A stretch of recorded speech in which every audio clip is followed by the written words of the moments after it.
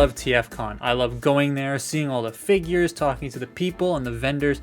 It's a super fun experience. I did not go to TFcon Baltimore that just happened at the time of recording this because I don't live over there. And I have a TFcon that happens in Toronto. That's where it started. So I'm just going to that at the end of the year. But this figure feels fitting to take a look at right now because, you know, Baltimore just ended. Now, as I said, I cannot wait for TFcon Toronto in December. I'm going on the Saturday, December 11th, I believe it is. And I'll be there the entire day with my buddies. You'll see some video content from that, hauls, etc. So stay tuned. Make sure you're subscribed so you don't miss it. So this was a TFcon Toronto exclusive, but it's just now available on BBTS, TF Source if you want to buy it. There was such a high demand for this figure at the con that when I went to get it on the Saturday, they were all gone. Ages 3 and up was like, yeah, sorry, we're all sold out. So I guess Fansproject just made a whole bunch more stock to sell to the people who wanted it, but they made too much, so now there's a lot of leftover. This Grimlock looks really amazing, and I'm going to start off by saying he does come with 2 chainsaw sword blade things. I'll put some images of them on screen. One's translucent orange and one's just solid gray. They've vanished. In the renovations that we're currently doing, I don't know where they went. They're just gone. They're super cool. I will say though, my figure had trouble holding them up because the shoulders are on ball joints, so that's something you want to watch out for. I did put some tissue in there just for now to tighten them up for the review, but I will actually fix them after this. Grimlock looks really nice. I love the head sculpt on this guy. It's so clean and it just looks so much like Grimlock that it's really cool, and it has a huge range of motion, which I'll talk about later. Everyone talks about the poses you can get with Optus Pexis, and yeah, it's a lot. But back then when this mold first came out, this was the king of posing and still a lot better than most figures today. You can do a lot with it. Here, you know what? I'm just going to put them in like 3 poses. Just here, take a look.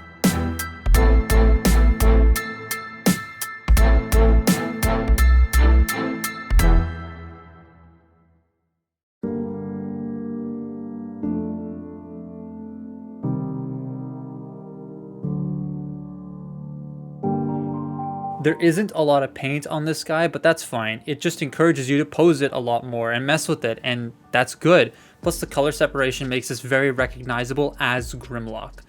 The gun he comes with is good. It's a rifle or an SMG looking thing, and I love when weapons can convert between 2. That's really cool.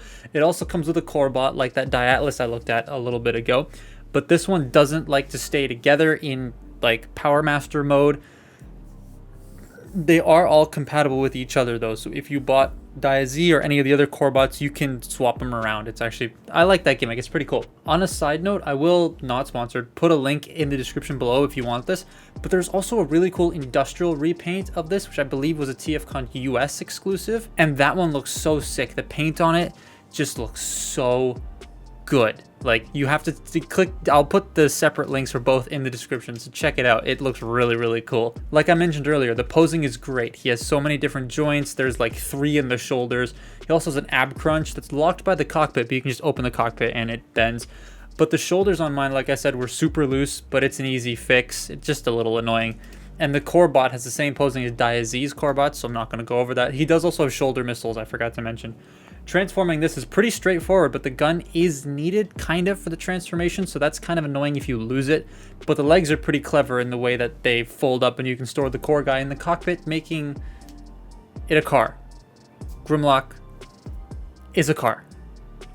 It's weird, I know. Insert, I was expecting a giant car joke here, blah blah. But it looks nice. I think it's loose, like very loosely, based off the War Within design, but I do like it a lot. The Autobot badges, by the way, you see are stickers. But all the colors are still present here, and yeah, I'm not done with the video, and I'm already going to say just buy it. It's very, very fun. When I first got this, like about a couple years back now, yeah, I had so much fun for like a week, just posing it and taking pictures of it. It was great. Do I have any of those photos anymore? No, but it was still great. The blades don't store anywhere on the vehicle, which is kind of annoying, but I lost them anyway, so who cares? Don't lose your accessories. The car becomes a lot smaller than the robot, but it does get wider and it has a really cool style, and the details that are shown here are nice and simple, but they're still really, really cool. Like you can see the engine kind of sticking out there. He does look like he's a trailer hitch because there is a version of this mold that has a trailer, I think the blue one, the original one. Yeah, It does cost $100, which might be a little bit much for a lot of people. But then Optus Pexes cost like $114. But this is still a pretty good price for this guy, I'd say. Plus, it's an exclusive, so there's only so many left.